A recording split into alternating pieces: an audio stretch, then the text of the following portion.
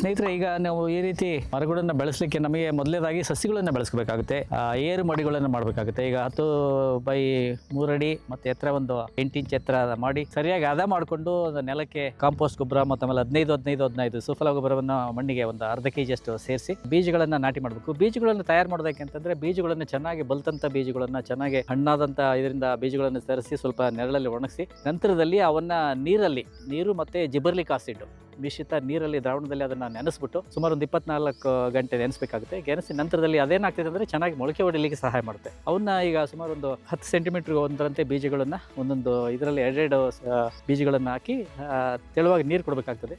ಹಾಗೆ ಮಾಡ್ತಾ ಸುಮಾರು ಒಂದು 5 ರಿಂದ 6 ತಿಂಗಳಷ್ಟೊತ್ತಿಗೆ ಒಂದು ಗಿಡ ನಾಟಿ ಮಾಡಲಿಕ್ಕೆ ರೆಡಿ ಆಗ್ತದೆ. ಇಂಥ ನಾಟಿ ಮಾಡಿದಂಥ ಗಿಡಗಳನ್ನು ತಂದುಬಿಟ್ಟು 10 ಅಂದರೆ ಒಂದು ಗಿಡದಿಂದ ಗಿಡಕ್ಕೆ 10 ಅಡಿ ಮತ್ತು ಸಾಲಿಂದ ಸಾಲಿಗೆ 10 ಅಡಿ ಈ ರೀತಿ. ಕೆಲವು ಸಾರಿ ಮಿಶ್ರ ಬೆಳೆಯಾಗಿ ಅಂತರ ಬೆಳೆಯಾಗಿ ಕೂಡ ರೈತರು ಬೆಳೆಯಲಿಕ್ಕೆ ಇಷ್ಟಪಡ್ತಾರೆ. ಇಲ್ಲಿ ನೋಡಿರ್ಬೋದು ನೀವು, ಅಡಿಕೆ ಬೆಳೀತಾರೆ ಮತ್ತು ಅದೇ ರೀತಿ ಹಣ್ಣಿನ ಗಿಡಗಳನ್ನು ಬೆಳೀತಾರೆ, ಬೇರೆ ಎಲ್ಲ ಬೆಳೀತಾರೆ. ಇವನು ಬಾಳೆ ಕೂಡ ಹಾಕಿರೋದು ನಾವು ಇಲ್ಲಿ ಕಾಣ್ತಾ ಇದ್ವಿ. ಹೀಗೆ ಅಂತರ ಬೆಳೆಗಳನ್ನು ಬೆಳಿಬೋದು. ಮತ್ತು ಇನ್ನೊಂದು ಅಂತಂದರೆ ಈಗ ಇದು ಒಂದು ಪ್ಯಾರಾಸೈಟಿಕ್ ಅಂದರೆ ಇದು ಪರಾವಲಂಬಿ ಗಿಡ. ಈ ಪರಾವಲಂಬಿ ಗಿಡ ಅಂದರೆ ಕೇವಲ ಗಿಡ ನಾಟಿ ಮಾಡಿ ಹಾಗೆ ಬಿಟ್ಟರೆ ಸರಿ ಬರೋದಿಲ್ಲ. ಅದಕ್ಕಾಗಿ ನಾವು ಅಕೇಶಿಯಾ ಅಂದರೆ ಈಗ ಜಾಲಿ ಗಿಡದ ಥರದೊಂದು ಬೆಳೆ ಪಕ್ಕದಲ್ಲಿ ಹಾಕಬೇಕಾಗುತ್ತೆ. ಸುಮಾರು ಒಂದು 2 ಅಡಿ ದೂರದಲ್ಲಿ ಅದನ್ನು ನಾಟಿ ಮಾಡಬೇಕಾಗುತ್ತೆ. ಅದೇ ರೀತಿ ಈಗ ನಮಗೆ ಗಾಳಿ ಗಿಡ ಕ್ಯಾಶುರ್ನ ಅಂತ ಹೇಳ್ತಾರೆ, ಅದನ್ನು ಹಾಕ್ಬೋದು, ಜಾಲಿ ಹಾಕ್ಬೋದು, ತೊಗರಿ ಕೂಡ ನಾವು ಹಾಕೋದ್ರಿಂದ ಅದು ಅದರ ಆಹಾರಗಳನ್ನು ಆ ಗಿಡದಿಂದ ಸ್ವಲ್ಪ ದಿವಸ ಪಡೆದು ಚೆನ್ನಾಗಿ ಬೆಳಿಲಿಕ್ಕೆ, ದೃಢವಾಗಿ ಬೆಳಿಲಿಕ್ಕೆ ಅನುಕೂಲ ಆಗ್ತದೆ. ಧನ್ಯವಾದಗಳು.